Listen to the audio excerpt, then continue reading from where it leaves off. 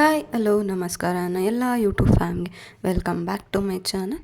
ನಾನಿವತ್ತು ಇಲ್ಲಿ ಈಸಿಯಾಗಿ ಒಂದು ಪಾವ್ ಬಜ್ಜಿನ ಹೇಗೆ ಮಾಡೋದು ಮನೇಲಿ ಅಂತ ತೋರಿಸ್ಕೊಡ್ತಾ ಇದ್ದೀನಿ. ಬನ್ನಿ ನೋಡೋಣ ಹೇಗೆ ಮಾಡೋದು, ಏನೆಲ್ಲ ಇಂಗ್ರೀಡಿಯೆಂಟ್ ಬೇಕು ಅಂತ. ನಾನಿವಾಗ ಒಂದು ಬಾಣಲಿನ ಬಿಸಿಗೆ ಇಟ್ಕೊಂಡಿದ್ದೀನಿ.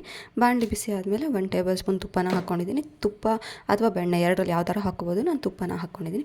ತುಪ್ಪ ಸ್ವಲ್ಪ ಬಿಸಿ ಆದಮೇಲೆ ಇಲ್ಲಿ ನಾನು ತರಕಾರಿ ಬಂದು ಟೊಮೊಟೊ, ಕ್ಯಾಪ್ಸಿಕಮ್ಮು, ಹಾಗೆ ಆಲೂಗಡ್ಡೆ, ಕ್ಯಾರೆಟು ಮತ್ತು ಹಸಿ ಬಟಾಣಿನ ಬೇಯಿಸ್ಕೊಂಡಿರೋದು ಇಷ್ಟನ್ನು ಹಾಕ್ಬಿಟ್ಟು ಒಂದು ಸಲ ತುಪ್ಪದಲ್ಲಿ ನೀಟಾಗಿ ಕೈ ಆಡಿಸ್ಕೊತಾ ಇದ್ದೀನಿ.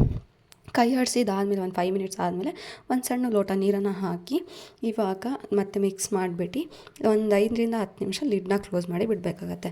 ಅದು ಎಲ್ಲ ತರಕಾರಿ ಬೇಯಬೇಕು, ಆಮೇಲೆ ಫ್ಲೇವರ್ ಎಲ್ಲ ಚೆನ್ನಾಗಿ ಬರಬೇಕಲ್ವ. ಹಾಗಾಗಿ ಈಗ ಇದು ಬೆಂದಾದಮೇಲೆ ಒಂದು ಸಲ ಸ್ಮ್ಯಾಶರಲ್ಲಿ ರಫಾಗಿ ಸ್ಮ್ಯಾಶ್ ಮಾಡ್ಕೋಬೇಕು. ಈಗ ಸ್ಮ್ಯಾಶ್ ಮಾಡ್ಕೊಂಡಿದ್ದಾದಮೇಲೆ ನಾನಿಲ್ಲಿ ಪೌಡರ್ಸ್ ಬಂದು ಗರಂ ಮಸಾಲ, ಧನಿಯಾ ಪೌಡರ್, ಖಾರದ ಪುಡಿ, 1 ಟೇಬಲ್ ಸ್ಪೂನ್ ಪಾವ್ ಬಜ್ಜಿ ಮಸಾಲ, ಜೀರಾ ಪೌಡರು, ಸ್ವಲ್ಪ ಅರಿಶಿನ, ಹಾಗೆ ಒಂದು ಸ್ವಲ್ಪ ಕಸೂರಿ ಮೇಥಿ, ಒಂದು ಸ್ವಲ್ಪ ಕೊತ್ತಂಬರಿ ಸೊಪ್ಪು, ಹಾಗೆ ಸ್ವಲ್ಪ ಉಪ್ಪು.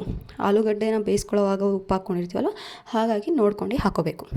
ಇದಿಷ್ಟನ್ನು ಹಾಕ್ಕೊಂಡು ನೀಟಾಗಿ ಕೈ ಆಡಿಸ್ಬೇಕು, ಏಕೆಂದರೆ ಎಲ್ಲ ಮಸಾಲೆನೂ ತರಕಾರಿ ಜೊತೆ ಮಿಕ್ಸ್ ಆಗಬೇಕಲ್ಲ. ಹಾಗಾಗಿ ಇದಿಷ್ಟನ್ನು ಕೈ ಆಡಿಸಿದಾದ್ಮೇಲೆ ಇದಕ್ಕೆ ಮತ್ತೆ ಲಿಡ್ನ ಕ್ಲೋಸ್ ಮಾಡಿ ಒಂದು 10 ಮಿನಿಟ್ಸ್ ಬೇಯೋದಕ್ಕೆ ಬಿಡಬೇಕು.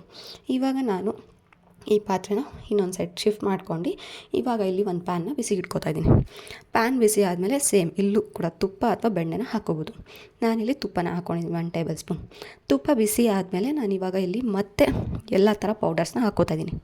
ಖಾರದ ಪುಡಿ, ಜೀರಾ ಪೌಡರ್, ಗರಂ ಮಸಾಲ, ಧನಿಯಾ ಪೌಡರ್, ಅರಿಶಿಣದ ಪುಡಿ, ಪಾವ್ ಬಜ್ಜಿ ಮಸಾಲ, ಹಾಗೆ ರುಚಿಗೆ ತಕ್ಕಷ್ಟು ಉಪ್ಪು ಇನ್ನೊಂದು ಸ್ವಲ್ಪ ಹಾಕ್ಕೋತಾ ಇದ್ದೀನಿ. ಹಾಗೆ ಕಸೂರಿ ಮೇಥಿನೂ ಹಾಕ್ಕೊಂಡಿದ್ದೀನಿ. ಇದಿಷ್ಟು ತುಪ್ಪದಲ್ಲಿ ನೀಟಾಗಿ ಫ್ರೈ ಮಾಡ್ಕೋಬೇಕು. ಹೇಗೆ ಅಂದರೆ ಹಸಿ ವಾಸನೆ ಹೋಗೋ ತನಕ ಫ್ರೈ ಮಾಡ್ಕೊಂಡಿದ್ದಾದಮೇಲೆ ನಾನು ಇವಾಗ ಸಣ್ಣದಾಗಿ ಹೆಚ್ಚಿರುವಂಥ ಈರುಳ್ಳಿನ ಹಾಕ್ಕೋತಾ ಇದ್ದೀನಿ ಈ ಮಸಾಲೆಗೆ. ಇದಕ್ಕೆ ಹಾಕ್ಕೊಂಡಾದ್ಮೇಲೆ ಶುಂಠಿ ಬೆಳ್ಳುಳ್ಳಿ ಪೇಸ್ಟನ್ನು ಒಂದು ಸ್ವಲ್ಪ ಹಾಕ್ಕೋತಾ ಇದ್ದೀನಿ. ಇದಿಷ್ಟನ್ನು ನೀಟಾಗಿ ಫ್ರೈ ಮಾಡ್ಕೋಬೇಕು. ಇದಿಷ್ಟು ನೀಟಾಗಿ ಫ್ರೈ ಆದಮೇಲೆ ನಾವು ಮೇಲ್ಗಡೆ ಕೊತ್ತಂಬರಿ ಸೊಪ್ಪನ್ನು ಹಾಕಿ ಗ್ಯಾಸ್ ಆಫ್ ಮಾಡಿ ಇದನ್ನು ಏನು ನಾವು ತರಕಾರಿ ಬೇಯಿಸೋಕೆ ಇಟ್ಕೊಂಡಿದ್ವಲ್ಲ ಅದ್ರ ಜೊತೆ ಮಿಕ್ಸ್ ಮಾಡ್ಕೊಬೇಕು. ಮಿಕ್ಸ್ ಮಾಡ್ಕೊಂಡಿದ್ದಾದಮೇಲೆ ಒಂದು 5 ಮಿನಿಟ್ಸ್ ಬಿಟ್ಟು ಸ್ಮ್ಯಾಶರಲ್ಲಿ ನೀಟಾಗಿ ಫುಲ್ ಆಲ್ಮೋಸ್ಟ್ ಫೈನ್ ಪೇಸ್ಟ್ ಆಗೋ ಥರ ಸ್ಮ್ಯಾಶ್ ಮಾಡಬೇಕು. ಸ್ಮ್ಯಾಶ್ ಮಾಡಿದ್ದಾದಮೇಲೆ ಏನು ನಿಮಗೆ ಒಂದು ಟೇಸ್ಟಿಯಾಗಿರೋ ಅಂಥ ಪಾವ್ ಬಜ್ಜಿ ರೆಡಿ ಆಗುತ್ತೆ. ತುಂಬ ಈಸಿಯಾಗಿ ಇದು ನಾನು ಮಾಡೋದು ಡಿಫ್ರೆಂಟ್ ಸ್ಟೈಲಾಗಿ ತುಂಬ ಚೆನ್ನಾಗಿರುತ್ತೆ ಅಂತ. ಇಲ್ಲ ನೀವು ಫಸ್ಟಿಗೆ ಈರುಳ್ಳಿ ಎಲ್ಲ ಹಾಕ್ಕೊಂಡು ಬೇಕಾದ್ರೂ ಮಾಡ್ಕೋಬೋದು, ಬಟ್ ನಾನು ಮಾಡೋದು ಹೀಗೆ ಒಂಥರ ಡಿಫ್ರೆಂಟ್ ಆಗಿರಬೇಕಲ್ವ. ಹಾಗಾಗಿ ಪ್ರತಿ ಸಲ ಒಂದೇ ಥರ ತಿನ್ನೋಕ್ಕಿಂತ ನೀವು ಹೊರ್ಗಡೆ ತಿನ್ನೋ ಟೇಸ್ಟೇ ಆಲ್ಮೋಸ್ಟ್ ಇರುತ್ತೆ. ಅಂದರೆ ಏನು ಅಂದರೆ ಇದು ನೆಕ್ಸ್ಟ್ ಅಂದರೆ ಆಫ್ ಪ್ರೊಸೀಜರ್ ಬೇರೆ ಥರ ಅಲ್ವಾ. ಹಾಗಾಗಿ ಇದು ಒಂಥರ ಟೇಸ್ಟ್ ಡಿಫ್ರೆಂಟಾಗಿ ಕೊಡುತ್ತೆ. ಹಾಗೆ ಬೆಣ್ಣೆ ಅಥವಾ ತುಪ್ಪದ ಫ್ಲೇವರ್ ತುಂಬ ಚೆನ್ನಾಗಿ ಬರ್ತಾ ಇರುತ್ತೆ. ಮಸಾಲೆ ಎಲ್ಲ ನೀಟಾಗಿ ಹೊಂದ್ಕೊಂಡಿರುತ್ತೆ, ಆ ತರಕಾರಿ ಎಲ್ಲ ನೀಟಾಗಿ ಬೆಂದಿರೋದು.